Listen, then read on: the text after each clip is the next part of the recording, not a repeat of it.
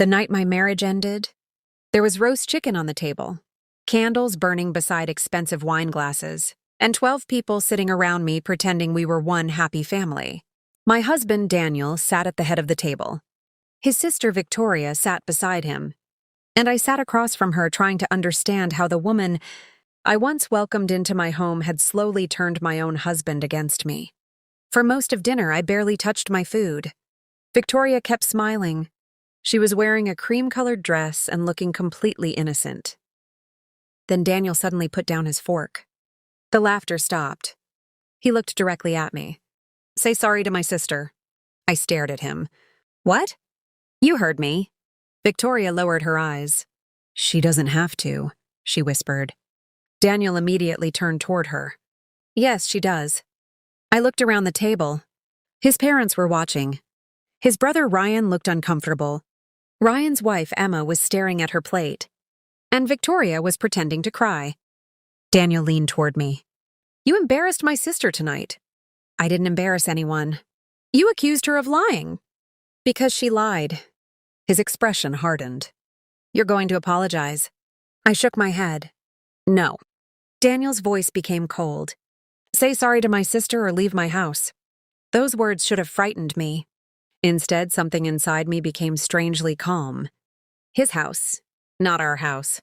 His, after 11 years of marriage. I had paid half the mortgage. I had helped renovate the kitchen. I had chosen the furniture. I had planted flowers in the backyard. I had spent years turning that house into a home. But suddenly, sitting at that table, I realized Daniel had been slowly teaching me that I no longer belonged there. I pushed my chair back. Daniel looked satisfied. He thought I was finally going to apologize. Instead, I stood up. I walked around the table. I stopped beside Victoria. She looked up at me. Then I leaned toward her and whispered, "Tell them what you did with Michael's wife, or I will." Victoria's face instantly lost its color. Her fork slipped from her hand. It hit the plate. Nobody moved. Nobody breathed. And for the first time in 2 years, Victoria was afraid of me. But to understand how I got there, you need to know what happened before that night. My name is Claire Morgan. I was 38 when my marriage ended. I met Daniel when I was 27. He worked for a construction company in Cincinnati, Ohio.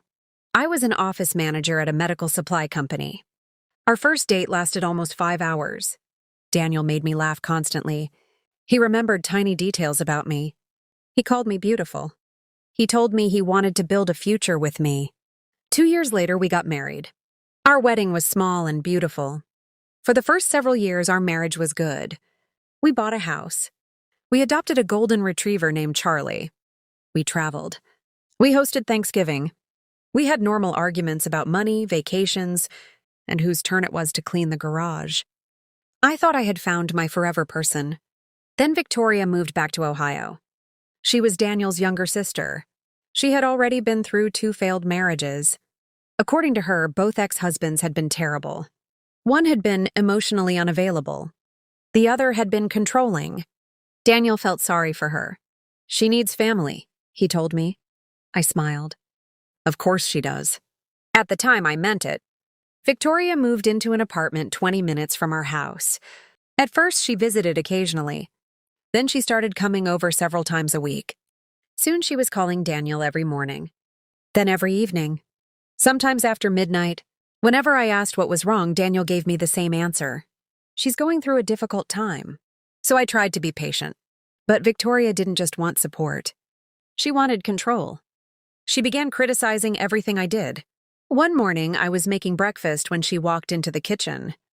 "You still cook with butter?" I looked at her. "Yes." She smiled. "That explains Daniel's cholesterol." Daniel was sitting at the counter. I waited for him to defend me. He didn't. Victoria shrugged. "I'm just saying." I swallowed. "It's okay." She smiled. "Good, I hate drama." That became her favorite trick. She would create the problem, then accuse me of causing drama when I reacted. At Thanksgiving, things got worse. I had spent 3 days preparing dinner for 22 people. Victoria arrived early. She immediately began rearranging things in my kitchen. I politely asked her to stop. She looked offended. Later, Daniel came into the kitchen. "Why are you being rude to my sister?" "I'm not." "She says you are." I looked at Victoria. She was standing behind him with tears in her eyes. "I never said she was rude," she whispered. Daniel sighed. Victoria shouldn't have to feel uncomfortable in her own family's home. I stared at him. She's uncomfortable because I asked her not to rearrange my kitchen. Daniel frowned. "Your kitchen?" I knew immediately that I had said the wrong thing. He corrected me. "Our kitchen." I nodded. "Right." That night, after everyone left, Daniel told me I was too sensitive. "Victoria has had a difficult life. So have I." He stared at me. "What does that mean?" "Nothing." "Exactly." Then he walked away. I stood alone in the kitchen. That was the first night. I seriously wondered whether something was wrong with my marriage. But I stayed. I always stayed. Then Victoria discovered she could turn Daniel against me with a few carefully chosen words. She doesn't like me. She thinks I'm a burden. She doesn't want me here. Every time Daniel came home angry. "You need to be nicer to my sister." "I am nice to her." "She doesn't feel that way." "Then maybe you should ask her why." "Don't make me choose between you." I had never asked him to choose. Victoria had. And Daniel always chose her. Then I started noticing the money. One afternoon, Daniel left a receipt on the kitchen counter. $4,800. A jewelry store. The receipt was in Victoria's name. I asked him about it. She needed help. $4,800? She'll pay me back. When? When she can. I looked at him. Does she owe you other money? His expression changed. Why are you interrogating me? I'm not. You are. I'm just asking. Then stop asking. So I stopped asking. But I started paying attention. Another charge appeared. $2,300, then $1,700, then $6,000, all connected to Victoria. I quietly began keeping copies of our bank statements. I didn't know why. Something inside me simply whispered, "Pay attention." Then Michael entered the story. Michael Grant was Daniel's best friend. He had known Daniel since college. He owned a successful landscaping company. He was married to Lauren. They had 2 children. Michael was friendly to me. He brought flowers when we hosted dinner. He remembered birthdays. He always asked how my parents were doing. I trusted him. Then one summer evening, Michael and Lauren came to dinner. Victoria was there too. During the meal, I noticed Victoria paying a lot of attention to Michael. She laughed at everything he said, touched his arm, asked about his business, asked when he usually left work. I didn't think much of it. After dinner, Lauren helped me in the kitchen. She looked uncomfortable. "Everything okay?" I asked. She hesitated. "Does Victoria always act like that?" "Like what?" "Never mind." "Lauren." She sighed. "I think she likes attention." I laughed.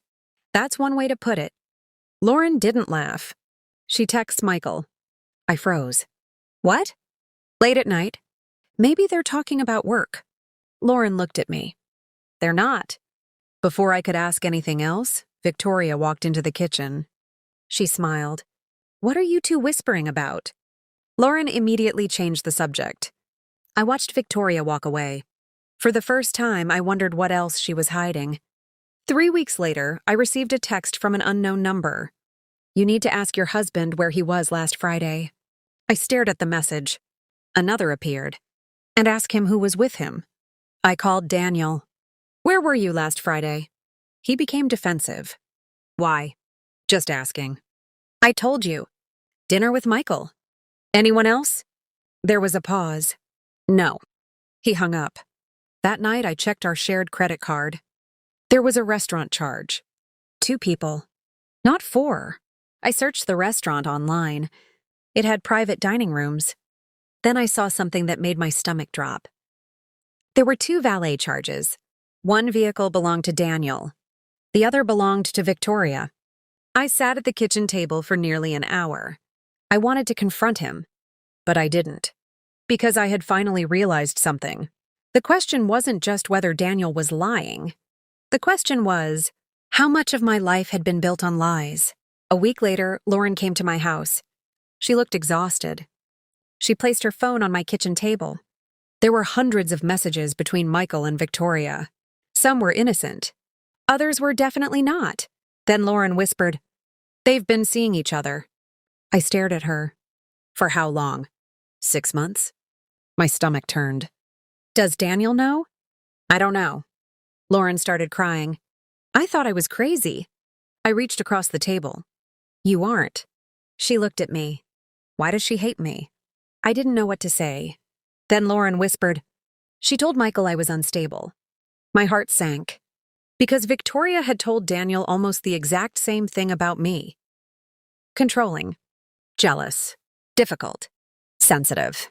Unstable. Suddenly I saw the pattern. Victoria wasn't simply looking for attention. She was targeting marriages. And she wasn't stopping with Michael. Another woman eventually contacted me.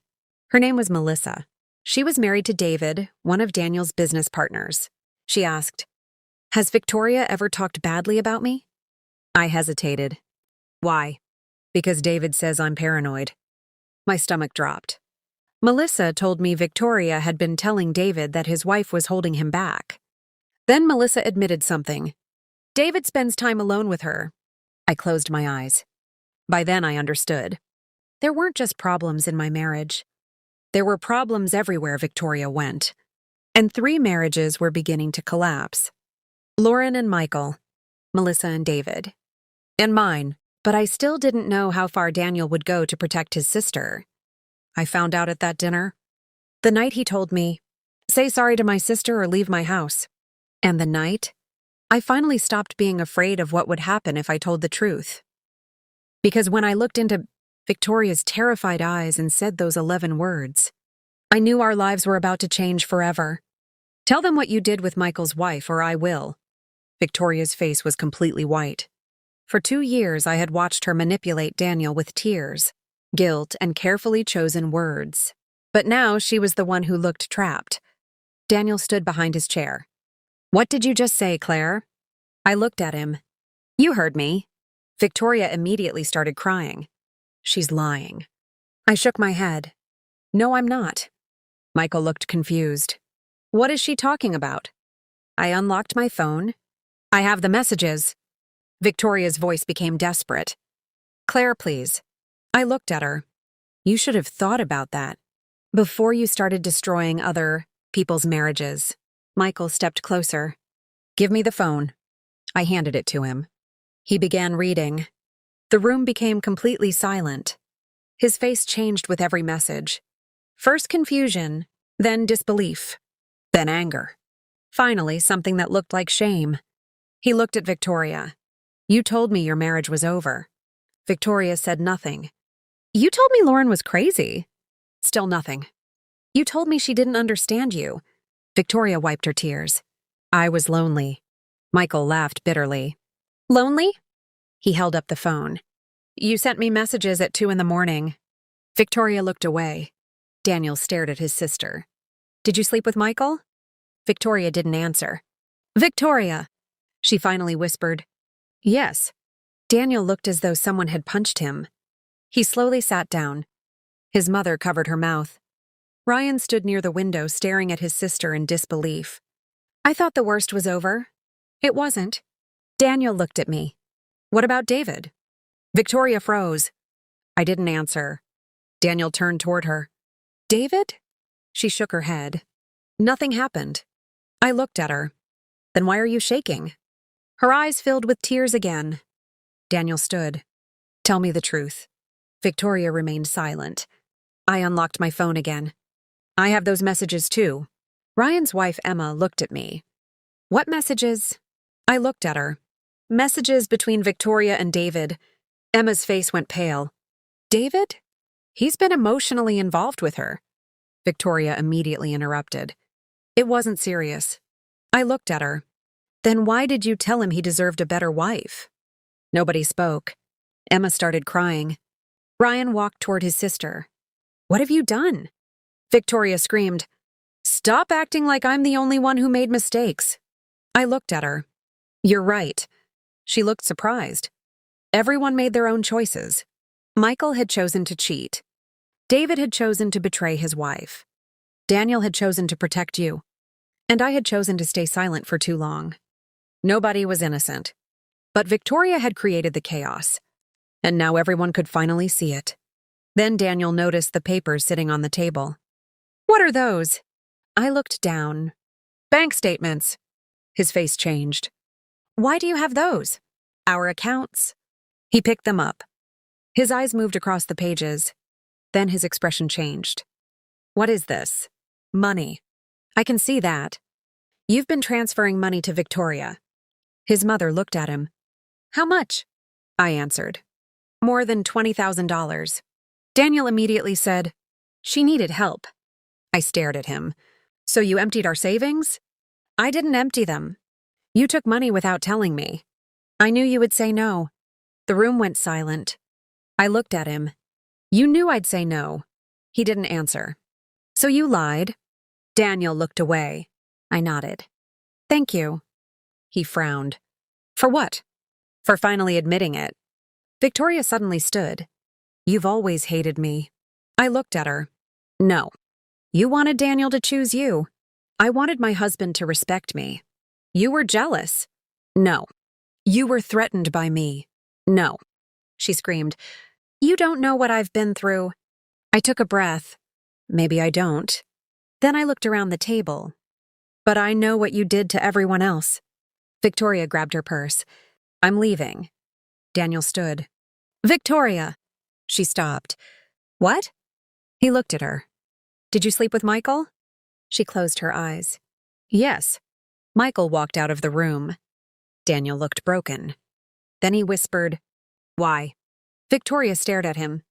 "Because he wanted me." I shook my head. "No." She looked at me. "He wanted the woman you pretended to be." Victoria walked out. The front door slammed. Nobody moved. I looked at Daniel. He looked at me. Then he said the words I never expected. "Claire!" "I'm sorry." I was tired. So tired. For years I had wanted to hear those words. But when they finally came, they didn't make me feel better. They made me realize how much damage had already been done. "I know," I said. Then I went upstairs. I packed one suitcase.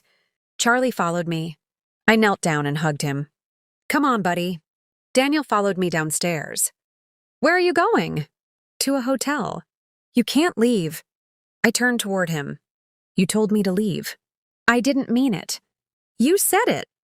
"Claire, please." I looked at him. "What?" "I love you." I believed him. That was the hardest part. I believed that Daniel loved me. But love wasn't enough anymore. "I know." "Then come home." I shook my head. "I can't." "Why?" "Because I finally understand that loving someone doesn't mean accepting everything they do." He looked at me. "You're really leaving?" "Yes." He started crying. I didn't. I picked up my suitcase. Charlie followed me outside, and I drove away. That night, I stayed in a small hotel near downtown Cincinnati. I sat on the edge of the bed. Then I cried. Not because I wanted to go back. Because I was grieving the woman I had been. The woman who apologized when she wasn't wrong. The woman who stayed quiet because she was afraid of conflict. The woman who believed keeping a marriage together was more important than keeping herself together. At 2 a.m, Daniel called. I didn't answer. He called again. Then again. Finally, a message appeared. "Please come home." Then another. "I need you." I stared at those words for a long time. He needed me.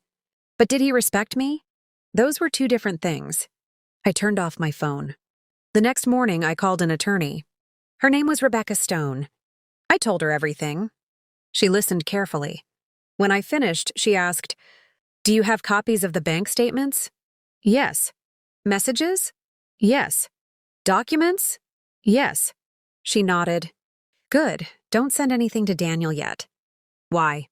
"Because you need to protect yourself before you protect anyone else." Those words hit me harder than I expected. I had spent years protecting everyone else. Maybe it was time to protect myself. Rebecca investigated our finances. What she discovered shocked me. Daniel had opened a separate bank account. Victoria knew about it. Money from our savings had been transferred there. Some went to Victoria. Some paid her apartment expenses, and some went toward a failed real estate investment. Then Rebecca found something even worse. A business agreement. I stared at the document. What is this? Your husband transferred part of an investment to Victoria. That investment was funded with our money. Yes. I felt sick. How much? Enough to matter. I closed my eyes. For years, I had thought Victoria was simply destroying my marriage emotionally. I hadn't realized Daniel was allowing her into our finances too. When Daniel found out I had hired a lawyer, he came to the hotel. He stood outside my door. Claire, I didn't open it. What? Please talk to me. About what? Us. There is no us right now. He was silent. Then he asked, Is there someone else? No. Then why are you doing this? I closed my eyes. Because I finally understand that being alone is better than being disrespected. He didn't answer. I continued. You told me to leave. I was angry. You meant it enough to say it. I was wrong. Yes. Then give me another chance. I shook my head. I'm not ready. Will you ever be? I don't know. He walked away, and I realized something. For the first time in my life, I didn't feel responsible for making someone else feel better. The divorce process began. It wasn't easy. There were lawyers, arguments, financial documents, property discussions. Daniel wanted to keep the house. I didn't care. I just wanted a fair settlement. Eventually, we agreed to sell it. The day the realtor placed the sign in the yard, I stood outside for several minutes. I remembered our first night there, our first Christmas, Charlie running through the backyard, the kitchen renovation, our anniversary dinners. So many memories. I thought I would cry. Instead, I felt something unexpected. Relief. I finally understood. A house isn't a home because of the walls. It's a home because you feel safe inside it. And I hadn't felt safe there in years. The house sold. We divided the proceeds. Charlie came with me. Daniel kept the truck. Victoria lost the financial support she had been receiving. Michael and Lauren divorced. David and Melissa separated. 3 marriages had fallen apart. But the truth was, they had already been falling apart. The dinner hadn't destroyed them. It had only exposed what everyone had been hiding. After the divorce, I moved into a small apartment. It wasn't fancy. The kitchen was tiny. The bedroom was small. The balcony overlooked another building. But it was mine. For the first time in years, I could decorate however I wanted. No arguments. No criticism. No permission needed. A few months later, I adopted a rescue dog. Her name was Daisy. She was terrified of people. When I brought her home, she hid behind the couch. I sat on the floor. I didn't force her to come out. I simply waited. Eventually, she walked over and placed her head on my knee. I started crying. I whispered, "It's okay." I wasn't sure if I was talking to Daisy or myself. Then I made another decision. I was going to start my own business. For years, I had worked in administration. I was good with numbers and organization. Rebecca encouraged me to try bookkeeping. At first, I was terrified, but I started anyway. My first client was a dentist. My second was a bakery. My third was a small landscaping company. I worked from my apartment. Some days were exhausting. Some days were discouraging. But every night I knew one thing. I had made the decision myself. That mattered. 6 months later, I had 17 clients. A year later, I rented an office. 2 years later, I had 6 employees. I wasn't rich. I wasn't famous. But I was independent. And that feeling was worth more than anything Daniel had ever given me. Then one Friday afternoon, my phone rang. It was Daniel. I stared at his name. I almost ignored it. But I answered. "Hi. Hi." His voice sounded older. "How are you?" "Good. I heard about your business. It's doing well. I'm proud of you." "Thank you." There was silence. Then he said, "I made a mistake." I closed my eyes. "I know. I miss you. I miss who we were. Could we try again?" I was quiet. Then I said, "No." He took a breath. "Why?" "Because I don't want the marriage we had. I would do everything differently." "Maybe. Then why not?" I looked around my office. At the desk I had bought myself. At the employees who trusted me. At the life I had built. Then I said, "Because I finally like the woman I became after leaving you." He was silent. I continued, "I'm not angry anymore." "That's good." "It is. Maybe someday." "Maybe." But I knew there would never be a someday. Some doors don't need to be slammed shut. They just need to stay closed. And for the first time, I was okay with that. 2 years after I walked out of my marriage, my life looked nothing like the one I had planned. And honestly, I was happier than I had ever been. My bookkeeping business had grown from a tiny operation in my apartment into a real company. We had 6 employees. 17 regular clients had become more than 40. I had moved into a bright office downtown with huge windows and a small conference room. There was even a sign with my name on the front door. Claire Morgan, Financial Services. Sometimes I would stand outside that door before work and simply stare at it. Not because I was proud of the business, because I was proud of the woman who had built it. The woman who once couldn't make a decision without wondering how Daniel would react was now signing contracts, hiring employees, negotiating prices, and making decisions every day, and she didn't apologize for any of it. Daisy was still beside me. She had gone from a frightened rescue dog who hid behind the couch to a spoiled little shadow who followed me everywhere. Life was peaceful until one afternoon Daniel called. I almost didn't answer, but something made me pick up. "Hello?" "Hi, Claire." His voice was quiet. "How are you?" "I'm good. I heard your company is doing really well." "It is. I'm happy for you." "Thank you." There was a long silence. Then Daniel said, "I've been thinking about you."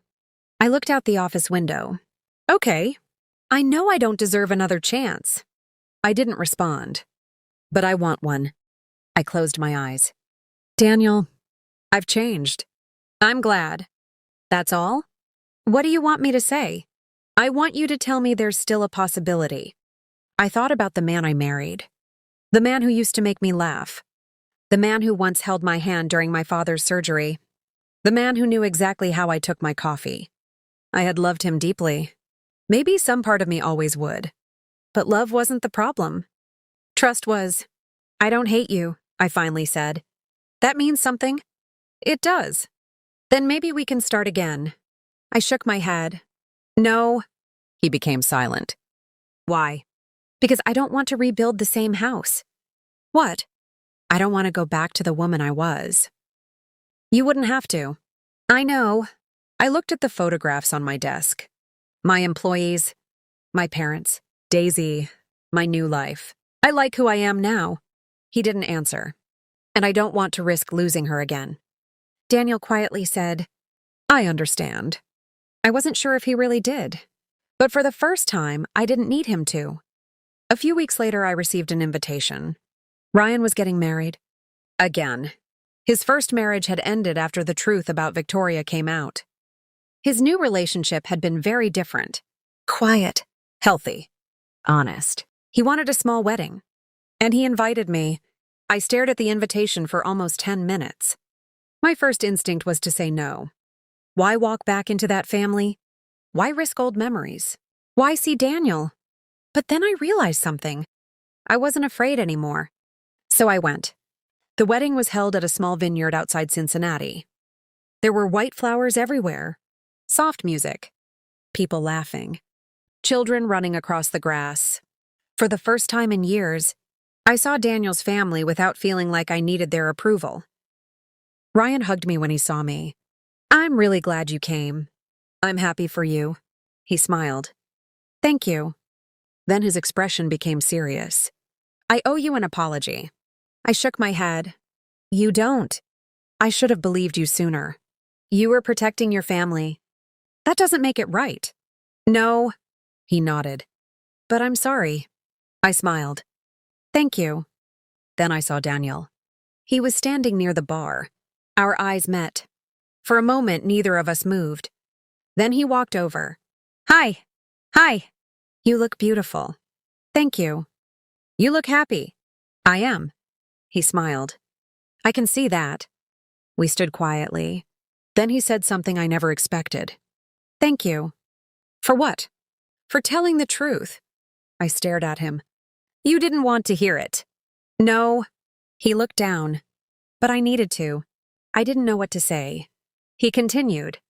I spent years thinking loyalty meant protecting Victoria no matter what. I nodded. I understand. I thought if I defended her, I was being a good brother. And husband? He looked at me. I wasn't a good husband. I didn't argue. He took a breath. You were right. I smiled sadly. That doesn't make me feel better. I know. Then he said, but it helps me become better. I looked at him. That's all I ever wanted. For us? For you. He looked surprised. I continued. I don't want you to spend the rest of your life blaming yourself. He smiled. You really have changed. I laughed. So have you. We both looked toward the wedding ceremony. Ryan was standing at the altar. His bride walked toward him. Everyone turned to watch. Daniel whispered, I hope you know I'm happy you're here. I am too. Then we watched his brother get married. And for the first time, seeing Daniel didn't hurt. That was when I knew I had finally healed. After the wedding, I drove home alone. Daisy greeted me at the door. I changed into comfortable clothes, made tea, and sat on the balcony. The evening was quiet. I thought about the past, about the woman I used to be. I remembered the first time Victoria criticized my cooking. The Thanksgiving argument, the bank statements, the secret messages, the hotel room, the divorce, everything. And suddenly I realized something. I wasn't angry. Not anymore. For years I had thought healing meant forgetting. It didn't. Healing meant remembering without wanting to go back. I could remember Daniel without wanting him. I could remember Victoria without hating her. I could remember that house without missing it. I could remember the betrayal without letting it control my future. That was freedom. A few months later, something unexpected happened. I was having lunch with my mother when she said, I saw Victoria. I nearly dropped my fork. What? She came to town. Why? I don't know. I stared at my mother. Did she ask about me? My mother nodded. What did she say? She said you're doing well. I laughed. That's all? She said she regrets what she did. I was quiet. My mother looked at me. Would you ever talk to her? I thought about it. I don't know. Why not? Because forgiveness and trust aren't the same thing. My mother smiled. Good. What? That's the first time I've heard you say that. I laughed. I'm learning. Then my mother said something that stayed with me. Your father used to say peace was expensive. I remember. He was wrong. I looked at her. How? Peace shouldn't cost you yourself. I felt something tighten in my chest. Because that was exactly what I had done. I had paid for peace with my confidence, with my voice, with my dignity. I had swallowed my feelings because I was afraid of conflict. I had accepted disrespect because I wanted everyone else to be comfortable. I had mistaken silence for peace. It wasn't. It was surrender. And I would never make that mistake again. A few weeks later, I was invited to speak at a women's business event. I almost refused. Public speaking wasn't my thing. But my assistant convinced me. You built a company from nothing, she said. I didn't build it from nothing. Then what did you build it from? I smiled. A terrible year. She laughed. That's still impressive. The event was held in a hotel ballroom. More than 100 women attended. I stood behind the podium. My hands were shaking. Then I looked at the audience. And I remembered the woman sitting at that dinner table. The woman who had been afraid to speak. I took a breath. I want to tell you something, I began. Sometimes the life you planned isn't the life you're supposed to live. The room became quiet. And sat on the balcony. The evening was quiet. I thought about the past. About the woman I used to be. I remembered the first time Victoria criticized my cooking. The Thanksgiving argument. The bank statements. The secret messages. The hotel room. The divorce. Everything. And suddenly I realized something. I wasn't angry. Not anymore. For years I had thought healing meant forgetting. It didn't. Healing meant remembering without wanting to go back. I could remember Daniel without wanting him. I could remember Victoria without hating her. I could remember that house without missing it. I could remember the betrayal without letting it control my future. That was freedom. A few months later, something unexpected happened. I was having lunch with my mother when she said, "I saw Victoria." I nearly dropped my fork. "What?" "She came to town." "Why?" "I don't know." I stared at my mother. "Did she ask about me?" My mother nodded. "What did she say?" "She said you're doing well." I laughed. "That's all?" "She said she regrets what she did." I was quiet. My mother looked at me. "Would you ever talk to her?" I thought about it. "I don't know." "Why not?" "Because forgiveness and trust aren't the same thing." My mother smiled. "Good." "What?" "That's the first time I've heard you say that." I laughed. "I'm learning." Then my mother said something that stayed with me. "Your father used to say peace was expensive." I remember. He was wrong. I looked at her. "How?" "Peace shouldn't cost you yourself." I felt something tighten in my chest. Because that was exactly what I had done. I had paid for peace with my confidence, with my voice, with my dignity. I had swallowed my feelings because I was afraid of conflict. I had accepted disrespect because I wanted everyone else to be comfortable. I had mistaken silence for peace. It wasn't. It was surrender. And I would never make that mistake again. A few weeks later, I was invited to speak at a women's business event. I almost refused. Public speaking wasn't my thing. But my assistant convinced me. "You built a company from nothing," she said. "I didn't build it from nothing." "Then what did you build it from?" I smiled. "A terrible year." She laughed. "That's still impressive." The event was held in a hotel ballroom. More than 100 women attended. I stood behind the podium. My hands were shaking. Then I looked at the audience. And I remembered the woman sitting at that dinner table. The woman who had been afraid to speak. I took a breath. "I want to tell you something," I began. "Sometimes the life you planned isn't the life you're supposed to live." The room became quiet. "You may spend years believing that losing something means you failed." I paused. "But sometimes losing something is the beginning of finding yourself." People were listening. I continued. "Sometimes you stay because you're afraid of being alone." A woman in the front row wiped her eyes. "You may still love the person you're leaving. You may still care about your family. You may still hope things will change." I took another breath. "But there is a difference between being afraid to leave and having a reason to stay." The room was completely silent. Then I said, "Don't confuse forgiveness with permission. Don't confuse loyalty with silence. And don't confuse keeping the peace with living peacefully." For several seconds, nobody moved. Then the room erupted in applause, but I barely heard it. Because I knew exactly what those words meant. They weren't motivational quotes. They were lessons I had paid for. After the speech, a woman approached me. She was crying. "Thank you," she whispered. I hugged her. "You don't have to thank me." I needed to hear that. I smiled. "Then I'm glad you came." She walked away. And I realized something. Maybe my story wasn't just about what happened to me. Maybe it could help someone else realize they weren't trapped. That night I returned home. Daisy ran toward me. I laughed as she nearly knocked me over. Okay. I dropped my purse. She jumped onto the couch. I sat beside her. My phone buzzed.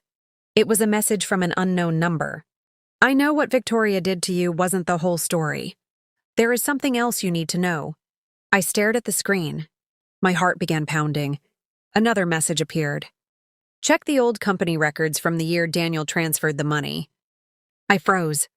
The old company records? What could that possibly mean? I immediately thought about the money. The bank transfers. Victoria's apartment. The investment. But I thought Rebecca had uncovered everything. Then another message appeared. Daniel wasn't the only person who knew about the money. I stared at those words. Who else knew? I typed, "Who are you?" The typing bubble appeared. Then disappeared. Appeared again. Finally, a message arrived. "Someone who should have told you the truth years ago." My heart began racing. I called the number. It went straight to voicemail. I called again. Nothing. I sat there staring at my phone. For 2 years, I had believed I knew the entire story. Maybe I didn't.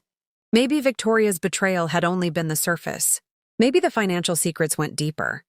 And maybe Daniel had been hiding something else from me. I opened the drawer where I had kept the old documents. The bank statements were still there. I pulled them out. Then I noticed something I had never seen before. A transfer dated 6 weeks before Daniel had supposedly started helping Victoria. The amount was $38,500, but the account number wasn't Victoria's. It belonged to a company. I looked at the name. My hands began to shake. Because I recognized it. It was a company connected to someone I had trusted for years. Someone who had been sitting at that dinner table. Someone who had watched me get blamed. Someone who had never said a word. I whispered, "No." Then my phone buzzed again.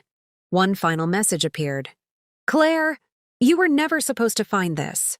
I stared at the screen, and suddenly I understood. The night I walked out of my marriage, I thought Victoria was the biggest secret in the room. I was wrong. I stared at the bank statement for several minutes. $38,500. The money had been transferred 6 weeks before. Daniel started giving Victoria money, and the account didn't belong to Victoria. It belonged to a company I recognized immediately. Grant & Morgan Consulting. Michael Grant's company. My hands went cold. Michael. The same Michael who had been having an affair with Victoria. The same Michael whose marriage had collapsed. The same Michael who had sat at my dinner table. But why would Daniel send $38,500 to Michael's company? I called Rebecca. She answered on the second ring. "Claire, are you awake?" "It's 10:30. So yes." I laughed nervously. "Rebecca, I found something." I emailed her the statement. There was silence. Then she said, "Where did you get this?" "It was in my old records." "Did you know about this transfer?" "No." "Did Daniel ever mention it?" "Never." She paused. "Don't contact Daniel." "I wasn't planning to." "Good, I'm going to look into it." The next morning, Rebecca called. Her voice was serious. "Claire, there's something strange." "What?" "The company account received the money." "I know. But 2 weeks later, almost all of it was transferred somewhere else." "Where?" "An investment account." "Whose?" She paused. "Victoria's." I sat down. "So Daniel sent money to Michael, and Michael transferred it to Victoria." I felt sick. "What were they doing?" "We don't know yet." Rebecca told me to come to her office. When I arrived, she had documents spread across the conference table. "This wasn't random," she said. "What do you mean?" "Look at the dates." She pointed. Daniel transferred the $38,500. 16 days later, Michael transferred $35,000 to Victoria. Then Victoria used part of that money to pay off debts. I stared at the documents. Why would Daniel hide this? That's what we need to find out. Then Rebecca handed me another page. It was an old email. The sender was Daniel. The recipient was Michael. The subject line read, "Keep Claire out of this." My stomach dropped. I read the email. It wasn't long. Daniel had written, "She cannot know about the investment. If she asks, tell her it was a business expense." I looked up. Why would he say that? Rebecca shook her head. I don't know. Then I saw another name in the email. A name I hadn't expected. Ryan. Daniel's brother. I stared at the screen. Ryan knew? Apparently. Everything suddenly made sense. The people at that dinner. The uncomfortable looks. The silence. Ryan had known something. Maybe not everything, but something. I called him. He answered immediately. Claire? Did you know about the $38,500? Silence. That was enough. You knew. Claire, listen. No, you listen. I didn't know the whole story. What did you know? I knew Daniel was trying to help Michael. Why? Because Michael was in trouble. What kind of trouble? Ryan sighed. Financial. I closed my eyes. How bad? Very bad. Then why did Daniel send him money? He didn't send it to help him. What? Ryan hesitated. It was supposed to be an investment. An investment in what? Real estate. I looked at Rebecca. She was listening. Ryan continued. Michael had found a property. Daniel wanted in. Then why did the money end up with Victoria? I don't know. You knew enough to keep quiet. Ryan said nothing. I hung up. For the first time, I wondered whether Daniel's betrayal had started long before Victoria came back. Maybe the affair wasn't the beginning. Maybe it was simply the moment everything became impossible to hide. Rebecca eventually discovered the missing piece. The real estate investment had failed. Michael had lost money. Daniel panicked. Instead of telling me, he moved money through Michael's company to hide the loss. Victoria had been involved because she was supposed to help cover the missing funds. But then she began using the money for herself. And Daniel kept sending more. The whole thing had become a financial mess. A secret built on another secret. Then another. Until nobody knew how to stop. But there was still one question. Why had the unknown person contacted me? Rebecca traced the phone number. It belonged to someone named Lauren Grant, Michael's former wife. I stared at the name. Lauren? Rebecca nodded. I thought she moved away. She did. Why would she contact me now? You should ask her. Lauren agreed to meet. We met at a quiet coffee shop. She looked different. Older, calmer, but there was sadness in her eyes. She hugged me. I owe you an apology. You don't. I should have told you sooner. Told me what? She took a breath. Michael confessed everything. I sat down. What everything? Victoria wasn't the first woman he cheated with. My stomach dropped. What? Lauren looked at me. He had been hiding financial problems for years. I was silent. Victoria found out. How? I'm not sure.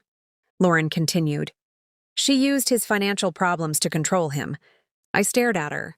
So she didn't just have an affair with him? No. She had leverage. Lauren nodded. And she had leverage over Daniel, too. I suddenly understood. Victoria wasn't simply manipulating Daniel because she was his sister. She knew about the money. She knew about Michael. She knew about the failed investment. And she knew Daniel would do almost anything to keep those secrets from me. Lauren reached into her purse. She handed me an envelope. What's this? Something Michael gave me. I opened it. Inside were printed emails. Some were between Michael and Victoria. Others were between Michael and Daniel. One message made my blood run cold. Victoria had written, if Claire finds out about the money, Daniel will lose everything. Make sure she doesn't start asking questions. I stared at the words. Then I understood. The constant accusations, the arguments, the pressure, the attempts to make me look jealous and unstable. It hadn't all been random. Victoria needed me distracted. She needed me questioning myself instead of questioning the finances. She had spent 2 years making me believe I was the problem. And Daniel had helped her. Maybe because he was afraid.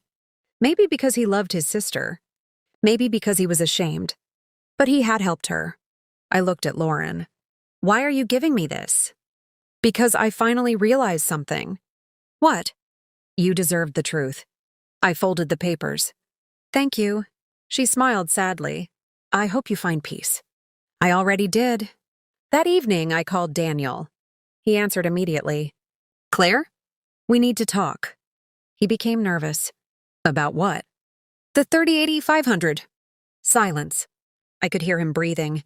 How did you find out? So it was true. He sighed. Yes? Why didn't you tell me? I was scared. Of what? Losing everything. I shook my head. You weren't afraid of losing everything. He didn't answer. You were afraid I'd find out. Yes? I closed my eyes. Why? Because I thought I could fix it. What? The investment. You lost our money. I thought I could recover it. And when you couldn't, I panicked. So you lied.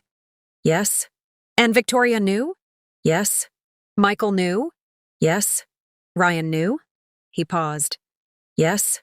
I felt strangely calm. Thank you. For what? For finally telling me the truth. He started crying. I am sorry. I know. I never wanted to hurt you. But you did. I know. And you let me believe I was crazy. He didn't respond.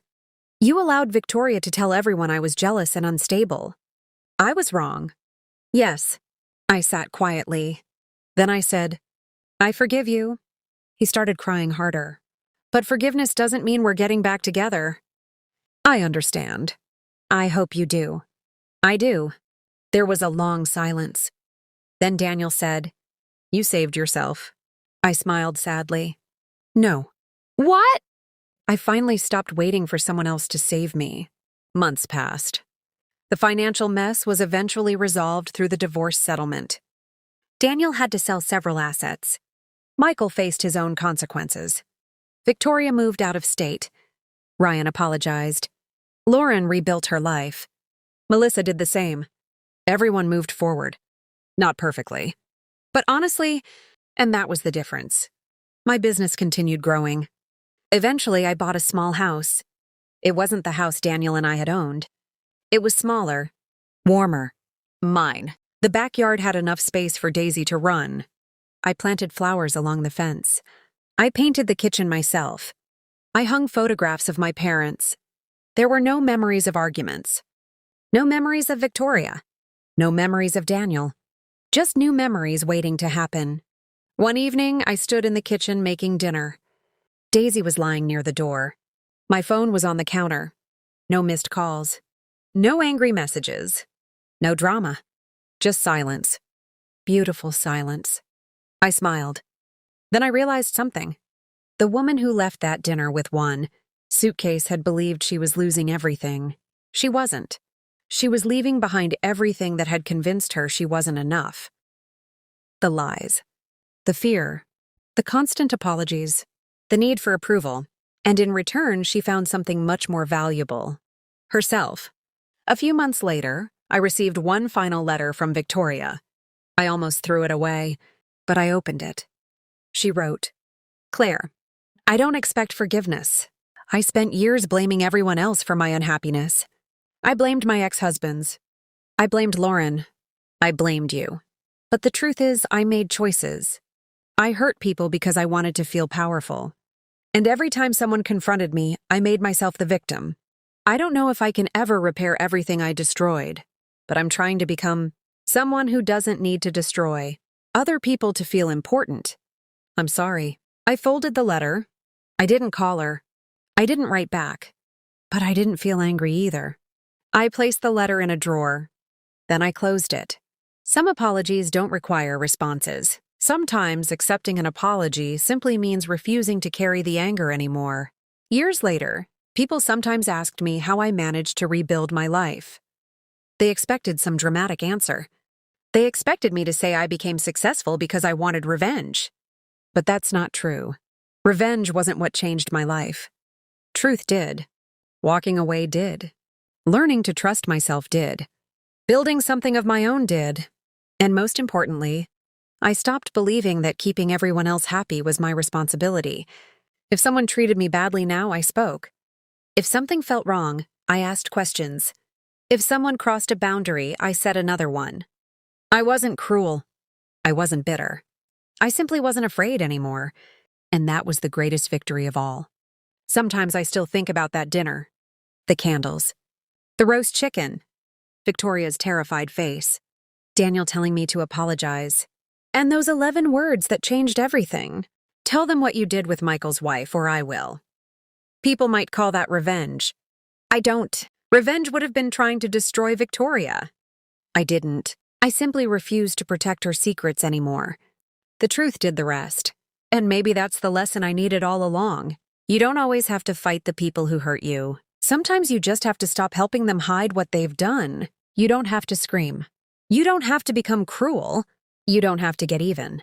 You just have to stand up, tell the truth, and walk away when someone repeatedly shows you that they don't value you. Because sometimes the person who tells you to leave doesn't realize they're giving you the freedom you've been too afraid to claim. Daniel thought he was telling me to leave his house. He didn't know he was sending me toward my own life. Victoria thought she could make me feel small. She didn't know she was forcing me to discover my strength. And I thought losing my marriage meant losing my future. I was wrong.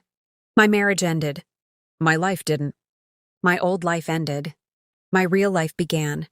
Today I have a business I love, a home that feels peaceful, a dog who still follows me everywhere, friends who know the real me, parents who are proud of me, and a quiet confidence I never had before. Most importantly, I no longer apologize for taking up space in my own life. I don't need Daniel to regret losing me. I don't need Victoria to admit she was wrong. I don't need anyone to validate what happened. I know the truth, and I know who I am. Sometimes the greatest revenge isn't watching the person who hurt you suffer. It's waking up one morning and realizing you don't care what happens to them anymore. That's freedom. That's healing. And that's what I found the night I finally walked away. If this story touched your heart, like this video, subscribe to the channel, and stay with us for more emotional stories about betrayal, family secrets, second chances, and the courage to choose yourself.